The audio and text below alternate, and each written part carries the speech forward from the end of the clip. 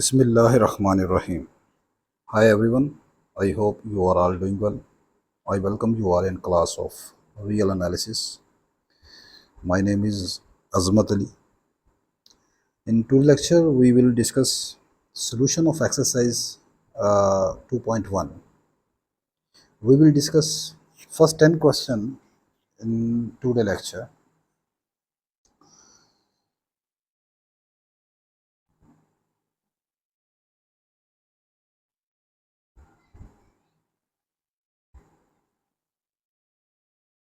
So let us start from question number 1.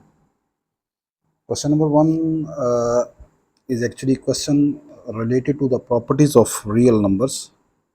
In this question, the statement is if A and B are two real numbers, then prove the following. If this equation A plus B is equal to 0 hold, then we have to show B is equal to minus A.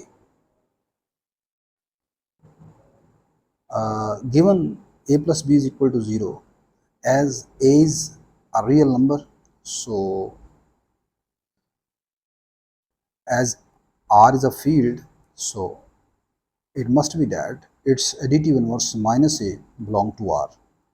So by adding minus A on both sides of equation number 1 and using the associative property, so we add minus A on the right side as well as on the left side, and we use associative property. As minus A plus A, these are the additive inverse of each other, so their sum is equal to 0. And here 0 is the additive identity, so when we add 0 to minus A, this gives minus A.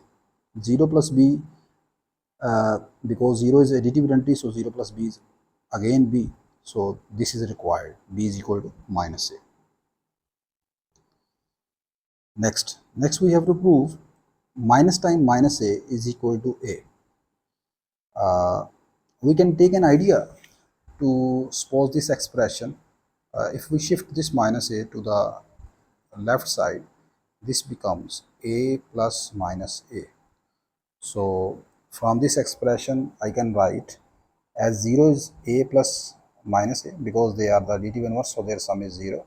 So by using part A, that says if the sum of two numbers A and B is 0, then one of them can be written as the negative of the other. So here the sum of A and minus A is 0, so I can write one of them. Suppose this is my B according to the part 1. B can be written as minus time the second number. So this gives A is equal to minus A into minus A. In the part C, we have to show minus 1 into A is equal to minus A. Consider the expression. This expression we can take idea again. If we shift minus A to the left side, this becomes A plus minus 1 into A. We can write 1 into A because 1 is the multiplicative identity, so 1 into A gives A. So that's why I am considering the expression 1 into A plus minus 1 into A and using the right distributive law. By taking A common from right side, this gives 1 plus minus 1 A, as these are the additive inverse of each other, so this gives 0. So when we multiply 0 with any real number, this gives 0. So this implies this sum is equal to 0. Again, by using part A, that says if the sum of two numbers is 0, then one of them can be written as a negative of the other. So I am taking here, this is my B, this is my B. So B can be written as the minus of the second number is A. So this is equal to minus A. So minus 1 into A is equal to minus A. Minus 1 into minus 1 is equal to plus 1. Set A is equal to minus 1 in part C, as part C is minus 1 into A is equal to minus A. So if we plug in A is equal to minus 1 here, this gives minus 1 into minus 1 is equal to minus 1 into minus 1. Next, by using part B, the part B is minus 1 minus into minus A is equal to plus A.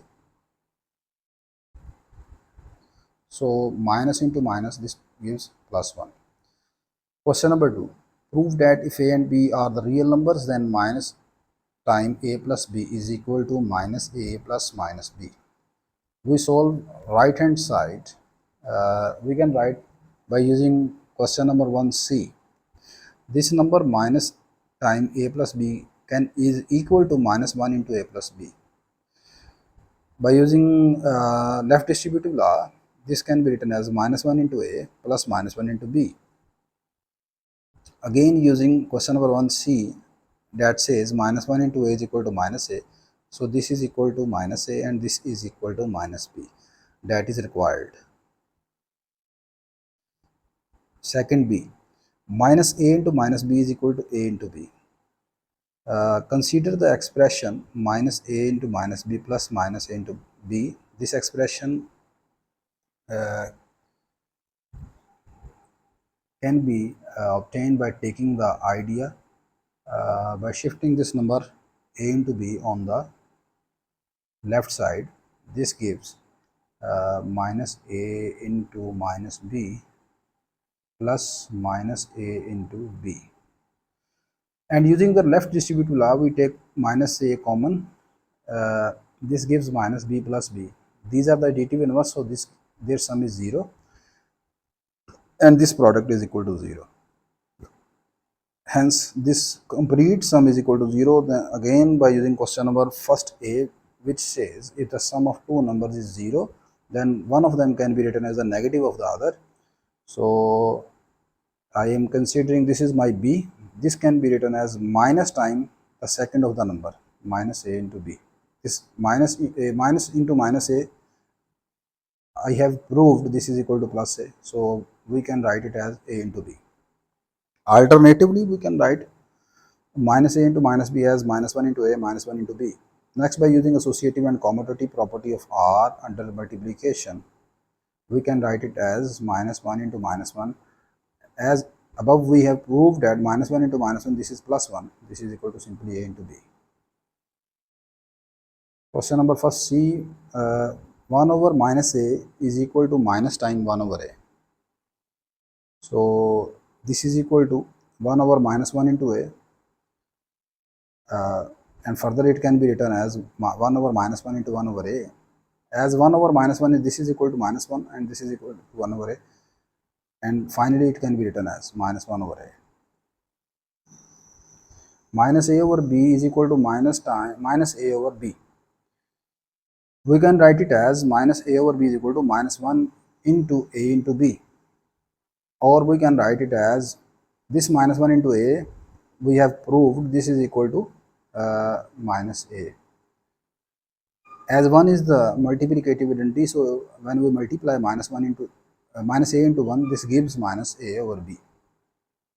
Alternatively, consider the expression if we shift this number minus a into b to the right side, this gives minus a over b plus a over b.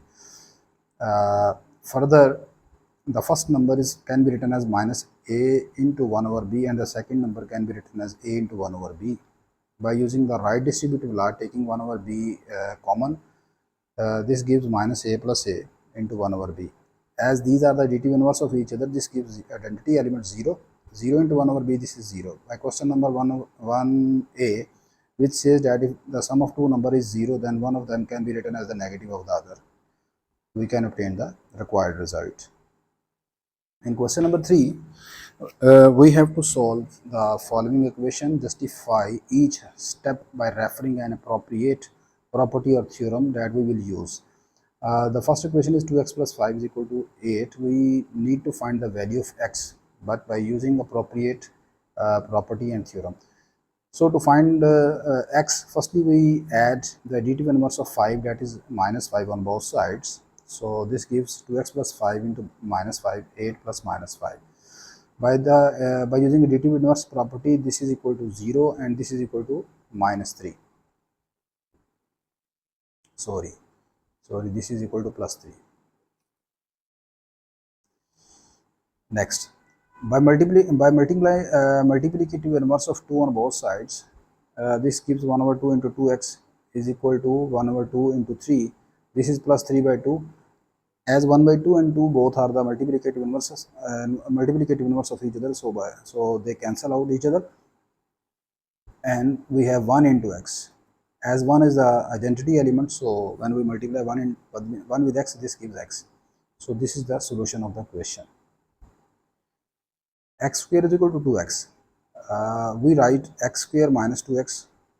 By making its factor, we can write it as x into x minus 2 is equal to 0. By using theorem 2.1.3b, which says the product of two numbers is 0. If the product of two numbers is 0, then either this is possible, then either a is equal to 0 or b is equal to 0. So here this product is equal to 0. This is possible, either x is equal to 0 or x minus 2 is equal to 0. From the second factor, we have x is equal to 2 by adding additive inverse of 2 on both sides. And finally, we have two values of x is equal to 0 or x is equal to 2, the solution of the equation. Third one, x square minus 1 is equal to 3 by adding additive inverse of 3 on both sides. We have x square minus 1 minus 3, 3 minus 3. This sum is equal to 0.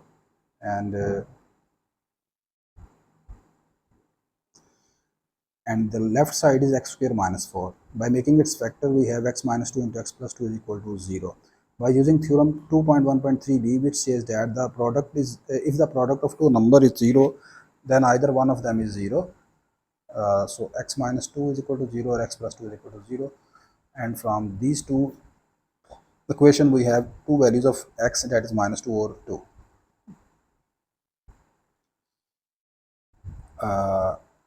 Here the factors, here the product of two factors is given, which is equal to 0. By using theorem 2.1.3b, either the first factor is 0 or second factor is 0, and hence value of x are minus 2 and 1. Question number 4. If a is any real number, satisfied the equation a into a is equal to a, prove that either this equation is hold only when either a is equal to 0 or a is equal to 1. We consider the given equation a into a is equal to a. We can write a into a, this is equal to a square. Adding additive inverse of a on both sides, this gives a square minus a is equal to 0. By taking common a from the left side, we have a into a minus 1. By using theorem 2.1.3, the product is 0 if either a is 0 or either a minus 1 is equal to 0. That gives a is equal to 1 as required. Question number 5. If a and b both are non-zero, then show that 1 over ab is equal to 1 over a into 1 over b. I am considering an expression as ab into 1 over ab is equal to 1 because a and b both are non-zero, so their product ab will be non-zero. So its reciprocal 1 over ab exists, and hence finally this product is equal to 1. Next, by using theorem 2.1.3a, which says if a is a non-zero real number, and product of a and b is equal to 1 for all a b belong to R, then one of them, that is b, can be written as the reciprocal of the other. So I am considering this second number as my b and the first number as my a. So according to this theorem, b can be written as the reciprocal of the first. So 1 over my b is 1 over ab can be written as 1 over reciprocal of the second, that is 1 over ab. Further, this can be written as 1 over a into b, and finally it can be written as 1 over a into 1 over b. Question number 6. Use the argument of the proof of the theorem 2.1.4, which shows that their theorem 2.1.4 is we have to show that there is no rational number whose square is 2. So by using the argument and the proof of this theorem, we have to show that there does not exist a rational number s such that whose square is equal to 6. On the contrary, we suppose that there exists a rational number s such that s is equal to p over q, where pq, this notation represent the GCD. GCD means greatest common divisor. The greatest common divisor of p and q is equal to 1 means p and q have no common factor other than 1. And in simple words, I can say that s is its lowest form. no further cancellation is possible.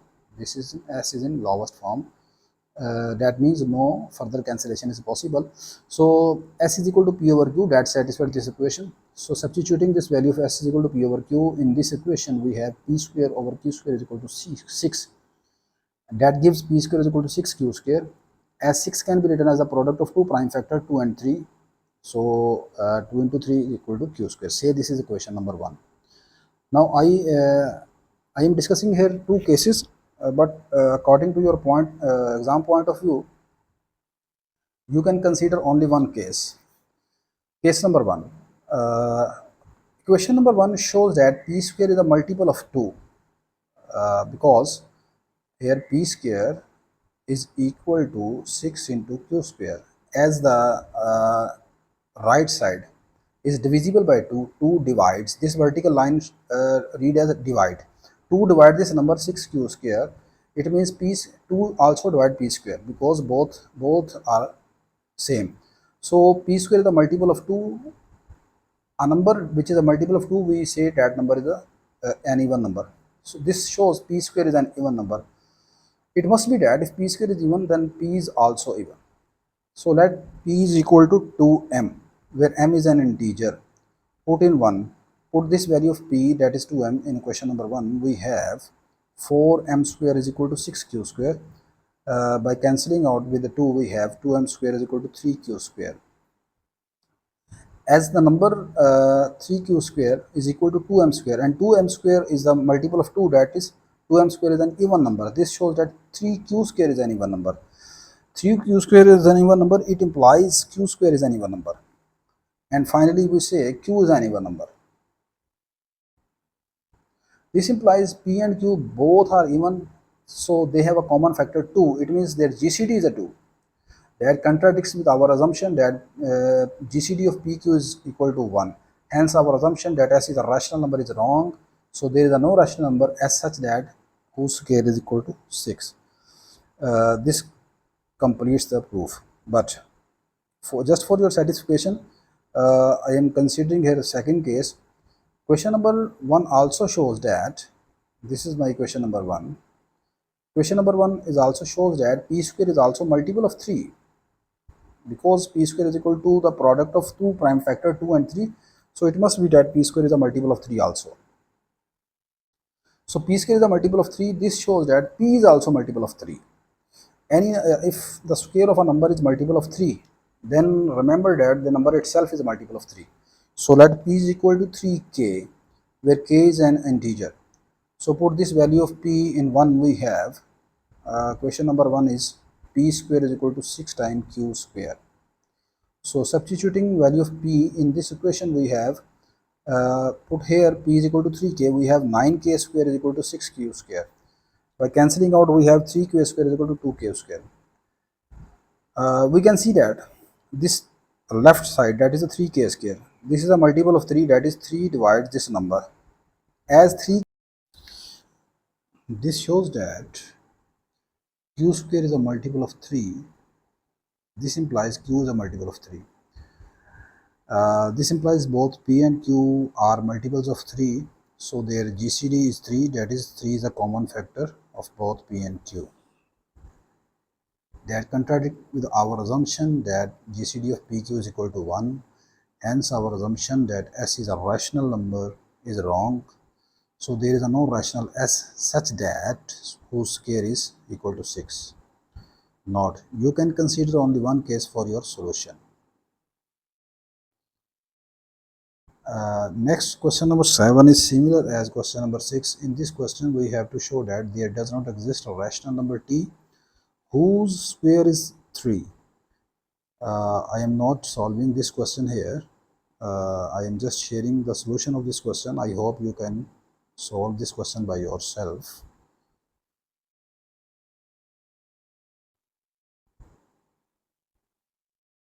Next, question number 8. This is an important question. In this question, we have to show that if x and y are rational numbers, then their sum x plus y, their product x into y are also rational number. Given x and y belong to Q, the set of rational number.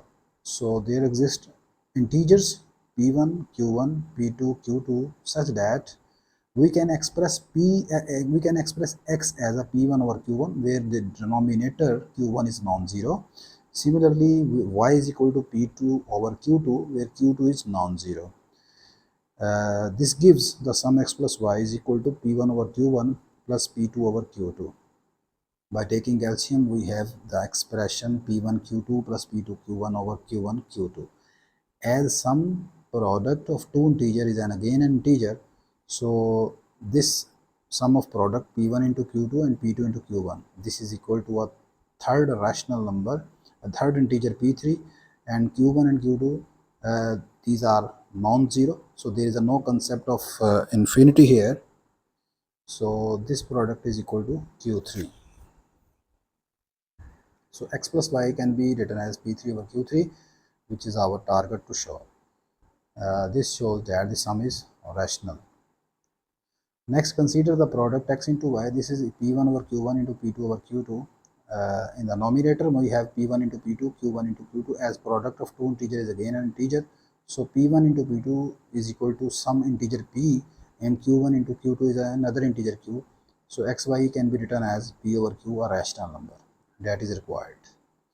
In its B part, we have to show if x is a rational number. This is also very important question according to your exam. If x is a rational and y is an irrational number, then their sum is irrational number. Mean to say, if we add rational and irrational, their sum is irrational. So in addition, if x is a non-zero rational number, then show that their product x into y is an irrational number. We suppose on the contrary that x plus y is a rational number and it is equal to p. There is no need to suppose x as a p over q form here. This is x plus y. We are supposing that this x plus y is a rational number. So we say this is equal to simple a rational number p. So x plus y is equal to p implies y is equal to p minus x. Right hand side of 1, that is the difference of two rational p and x, so it is a rational because the difference of two rational is always a rational number, but the left hand side of 1, that is y, is an irrational number, as it is not possible that a rational and irrational number are equal, so they are cannot be equal. So our assumption that x plus y the rational is wrong, hence x plus y is an irrational number. Next, we show that in case when x is non-zero, the product is also irrational. To prove this, we again use contradiction. We suppose on the contrary that x into y is a rational number. Suppose this is equal to some rational q. As x is non-zero, so its reciprocal 1 or x exists in R. So this equation number 2 implies y is equal to q over x. As q and x both are the rational number and x is non-zero, so here the quotient of two rational number is again a rational. This shows y is a rational number, but this contradicts the fact that y is an irrational number. Hence our assumption that x into y is a rational number. In question number 9, we have a set whose elements are of the form s plus t into square root 2, where s and t are rational numbers. We have to show k satisfies the following axioms, following conditions. If x1 into x2 are the two numbers of k, then their sum belong to k and their product will also belong to k. In other words, we can say that k is closed under addition,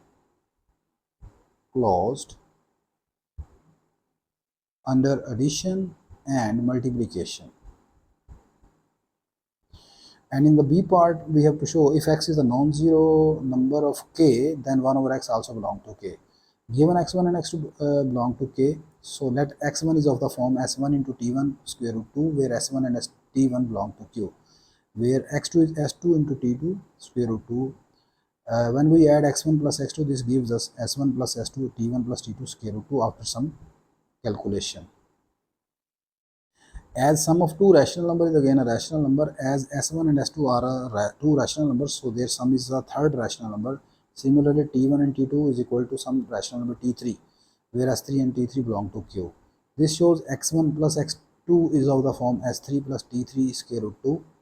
As this number is an element of the form s plus t square root 2 belong to k, this shows the sum x1 plus x2 belong to k. Next, we show that the product x1 into x2 also belong to k. This is my x1, this is my x2. After some calculation, we can reach at this step. As sum and product of two rational is again rational, so this number, suppose this number we say this is my s4 and this whole sum is equal to t4. So this product becomes s4 plus t4 times square root 2 and belong to k. Next, in the b part, we show that if x is a non-zero number and it is an element of k, then we have to show 1 over x belong to k. Suppose x is of the form s plus t square root 2.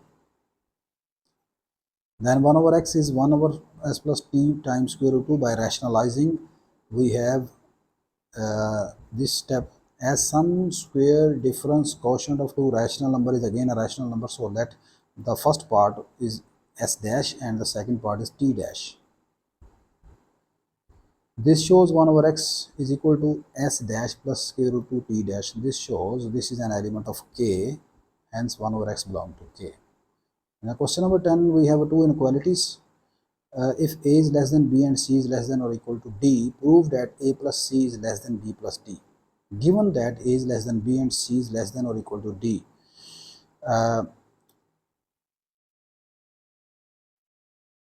in the resulting inequality, if we see this is an expression a plus c, so we add c on both sides of 1, we have a plus c less than b plus c. Next, the inequality 3, the right hand side of inequality 3 has some b plus c, so we add b plus c in 2 on both sides, b on both sides of 2. So now adding b on both sides of 2, we have b plus c less than or equal to b plus d. Combining 3 and 4, we have a plus c, and by using transitive inequality, which says if a is less than b, b is less than c, this implies a is less than c. As a plus c is less than b plus c and b plus c is less than or equal to b plus d, when we combine it, this gives a plus c less than b plus d. In b part, if 0 is less than a less than b and c 0 is less than or equal to c, c less than or equal to d, then we have to show that the product, the inequality 0 less than or equal to ac, ac less than or equal to bd. Here the inequality 0 less than a less than b shows a and b both are positive, and this inequality shows that c and d both are greater than or equal to 0 or non-negative. Firstly, we consider the inequality 0 less than a less than b. To show that AC less than BD, firstly we multiply this inequality simply by a positive real number C. As C is positive, so it preserves the sign of inequality. This gives 0 less than AC, AC less than BC. Says this is inequality expression 1. But in case C is, when C is 0, then A into C, that is A0, A into 0, which is equal to B into C 0, which is equal to 0. So in this case, AC, BC both are equal and equal to 0. Say this is equal to 2. Now consider C less than or equal to D. Multiply B on both sides, we have, this gives BC less than or equal to BD. Say this is 3. Combining 1, 2 and 3, we have 0 less than or equal to AC, AC less than or equal to BC, and BC is less than or equal to BD. By eliminating this term BC, we have 0 less than or equal to AC and AC less than or equal to BD, which is required. So in today's lecture, we have discussed question number 1 to question number 10, and I hope now you have a clear understanding of these 10 questions. Inshallah, in the next lecture, we will start from question number 11. Still, if you have any query or question or have any problem, you can directly ask me or message me. Inshallah, I will reply you. So see you in the next lecture. Take care. Allah Hafiz.